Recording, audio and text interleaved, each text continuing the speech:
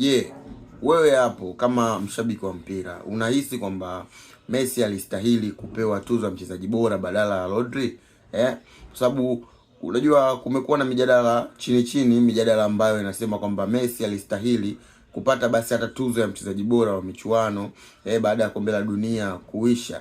Hii sio sababu za kishabiki, lakini kwa sababu za kifootball. Watu wengi wanasema kwamba Rodri aliperform vizuri, lakini msisahau kwamba Messi alifunga kutoka mechi yake ya kwanza mpaka mechi yake ya Uingereza pekee ndo hakufunga goli, lakini aliassist mechi ya Uingereza. Kwa hiyo kutoka huko mechi ya kwanza mpaka anafikia hatua ya nusu finali, basi kote alikuwa bora. Yaani alikuwa anafanya vitu vingi kutoka kwenye hizo mechi za nyuma mpaka kufika mechi ya nusu finali mpaka finali.